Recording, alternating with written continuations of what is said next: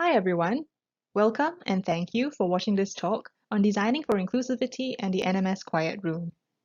This is part of a series of programs presented by the National Museum of Singapore in commemoration of International Museum Day 2020, or IMD for short.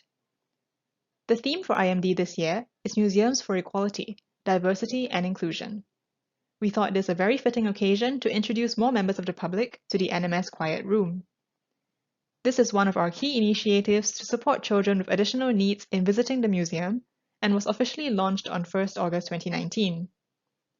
We are very grateful that the Quiet Room was generously supported by BNP Paribas and that we managed to engage Lekker Architects, a Singapore-based practice with a rich pool of experience designing other inclusive spaces, as our designer for the room. In this talk, the director of Lekker Architects, Ms. Ong Kershing, will share Lekker's inspirations and approaches in designing the quiet room and other spaces for persons with additional needs. You'll get to see lots of photographs and even some concept drawings of the quiet room, which have never been publicly released. You'll also hear about some challenges and considerations of inclusive design. Without further ado, let's welcome Lekker Architects. Good morning, afternoon, or evening to you wherever you are. I'm delighted to have this opportunity to speak with you about the Quiet Room at the National Museum, Singapore, or NMS, a project which, though very small in size, is far-reaching in its impact.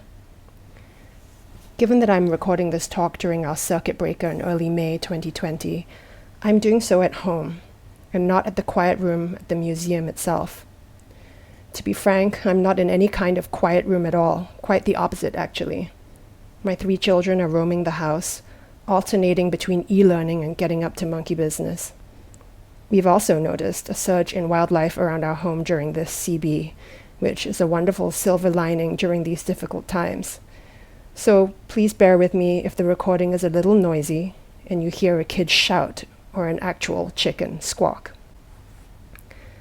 So this is me with my youngest kid, Luca, at the Quiet Room at the end of last year.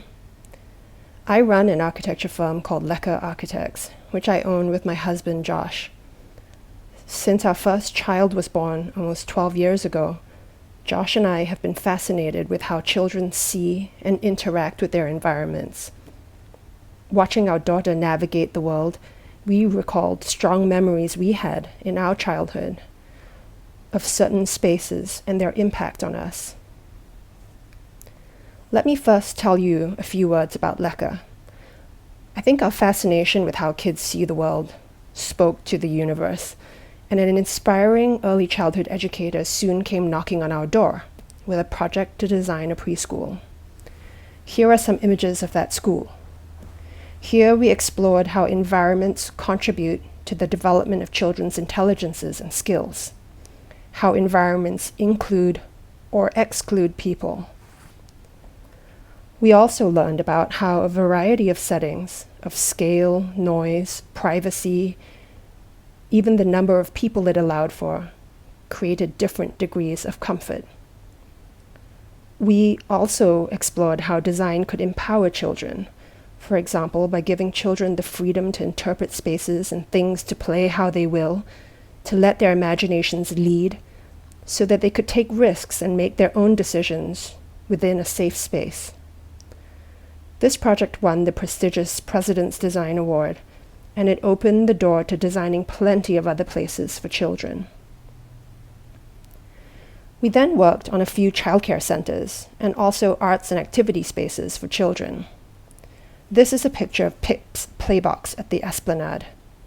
It is open to the public and is a place where children can spend time exploring the stories and worlds embodied in the various children's theater programs at the Esplanade.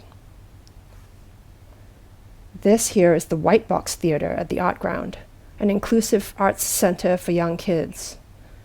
In this project, we got to combine our concerns about designing environments for children and for people of all ages and walks of life, basically designing inclusive environments. And so, with that brief introduction to my firm, let me tell you a bit about the Quiet Room and how it came to be.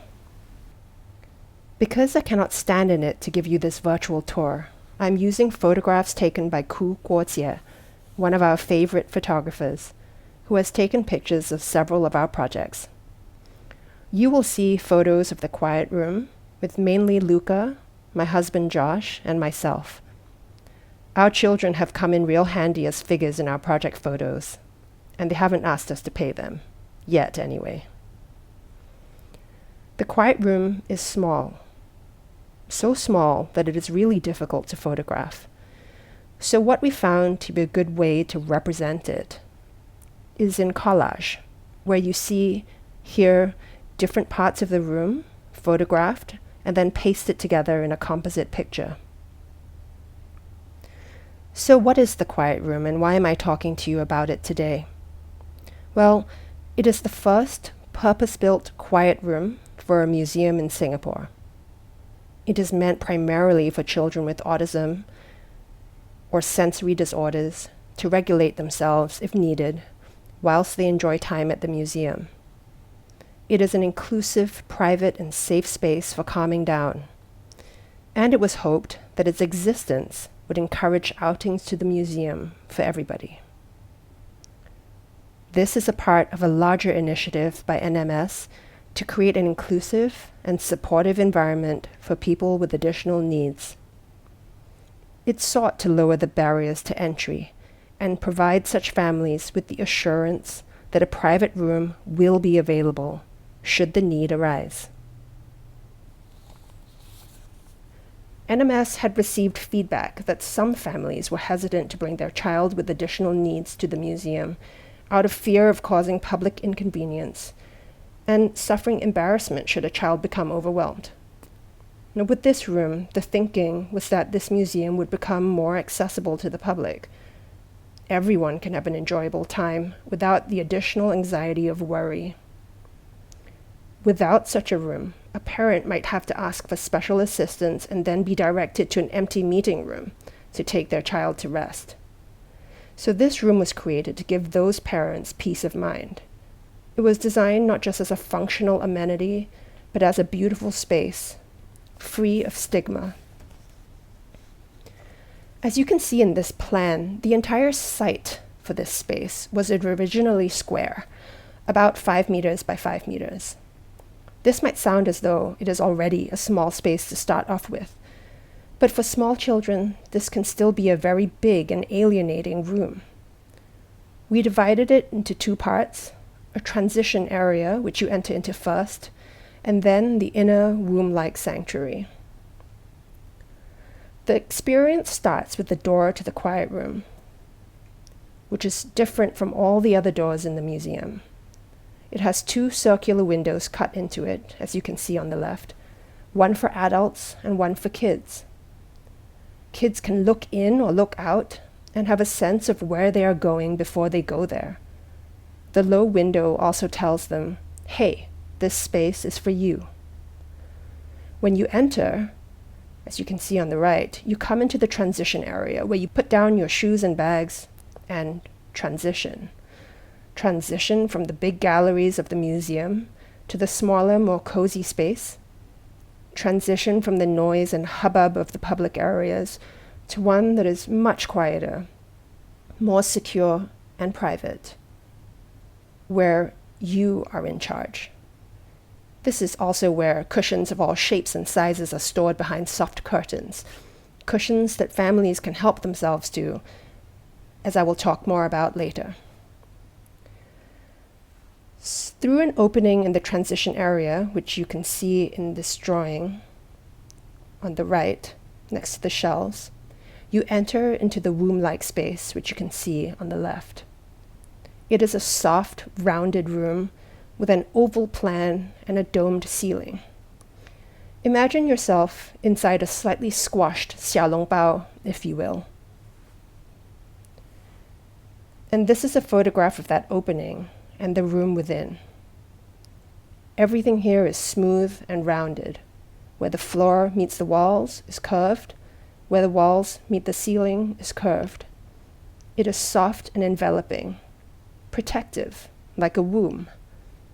The surfaces are all padded, so it is comfortable and safe. Without bubble wrapping the world, we minimize danger where we can. In the quiet room, the padding gives parents peace of mind, knowing that their child cannot hurt themselves in there. The padding also suggests to the child, hey, you can lie anywhere. You can play anywhere in here. The padding also does something else. It dampens the sound inside the space so that it is incredibly quiet. For those children who need some background noise or hum, parents can plug in their handphones and play whatever soothing sounds or music their child might need.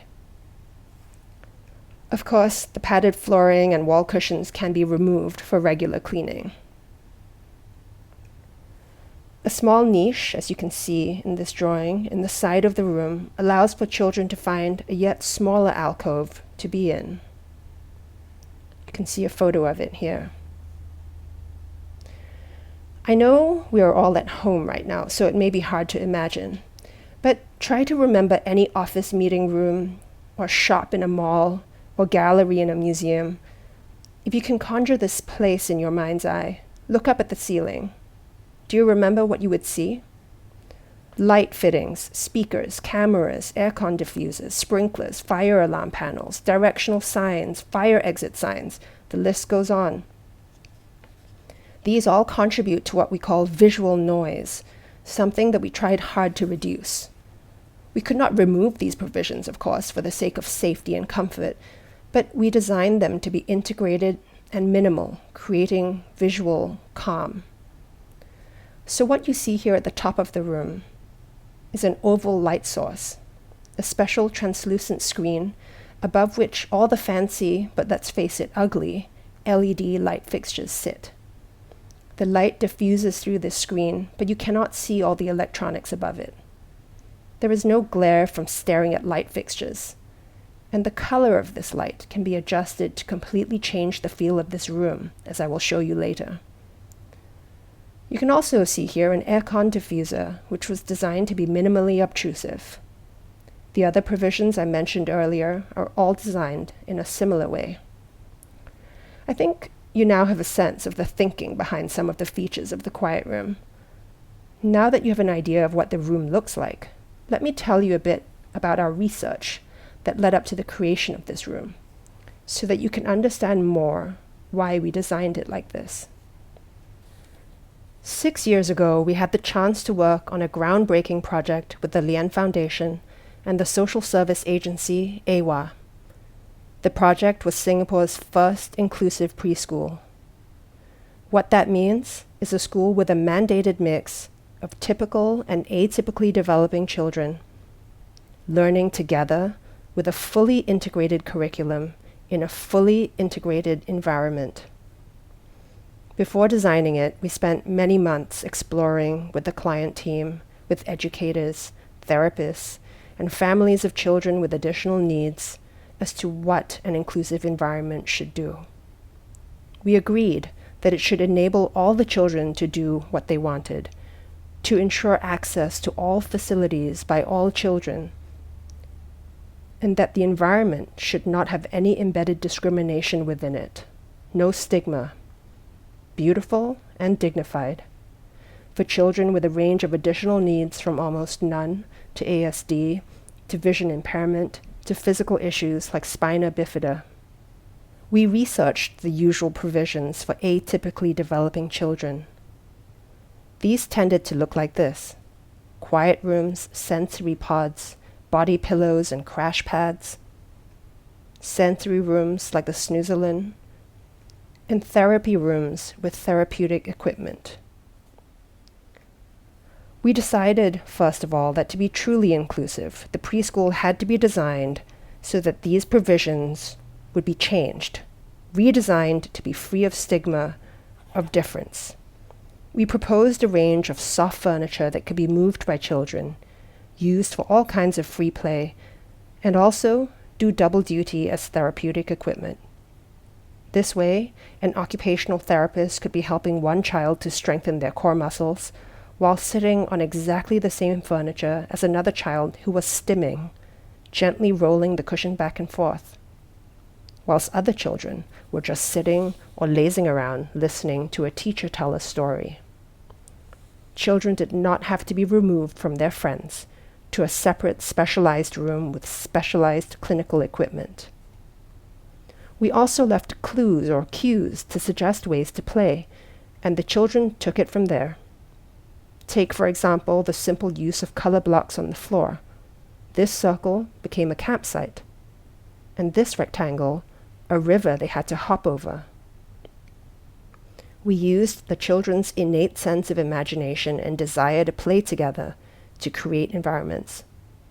Children could easily make and interpret their space, which was designed to be flexible and to accommodate unpredictable outcomes. Each classroom had its own set of customized soft furniture, which could be combined in endless ways to create play and learn environments of the children's own making.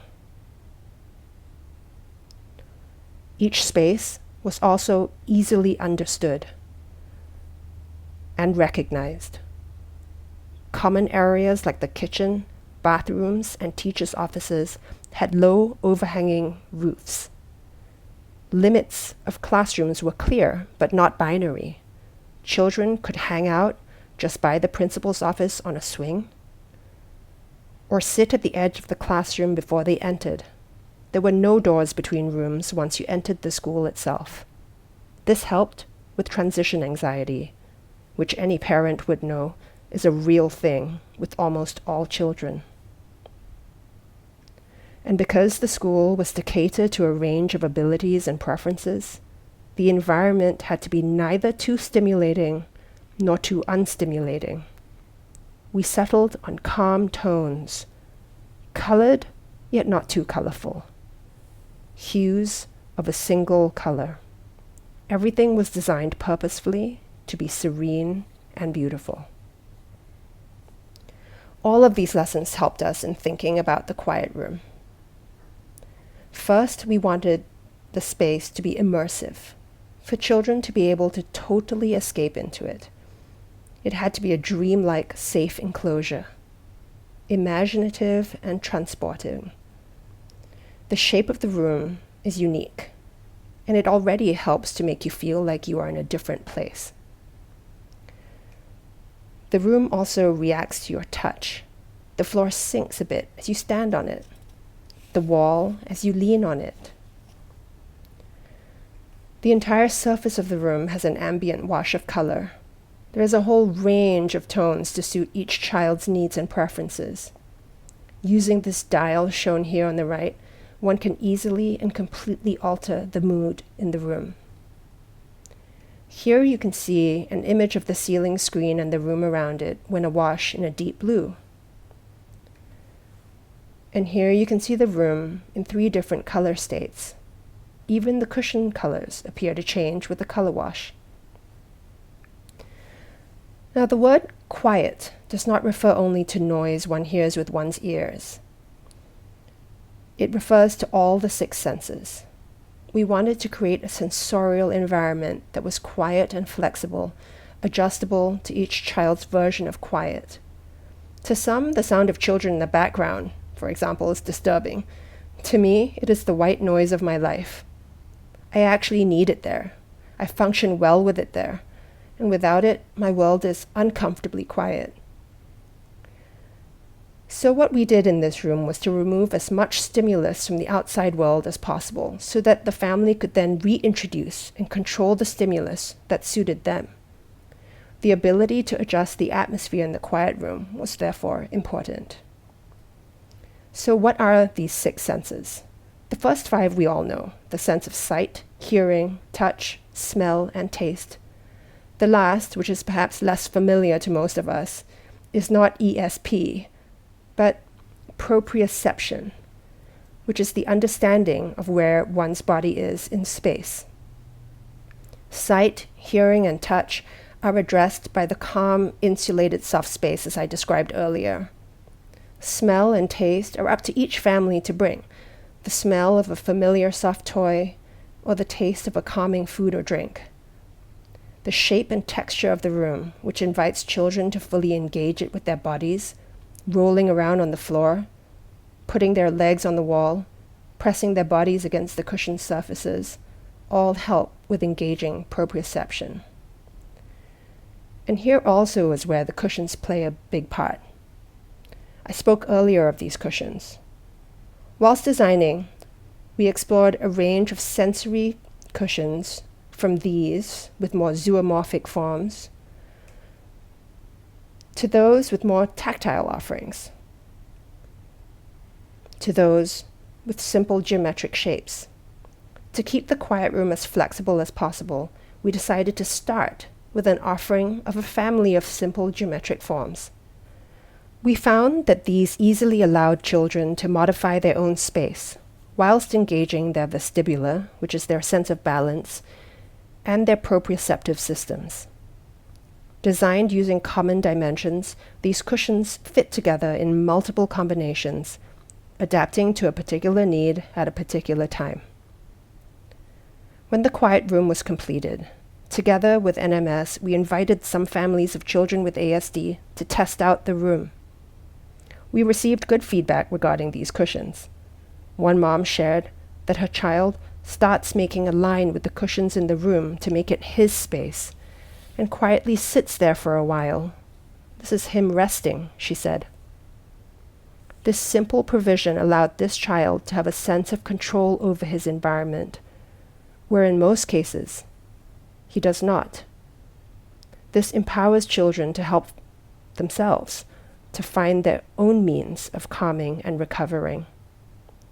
Now, this photograph here is not of that particular child, but of my own, who also proceeded quickly to use the cushions to demarcate his space when we first handed him a set.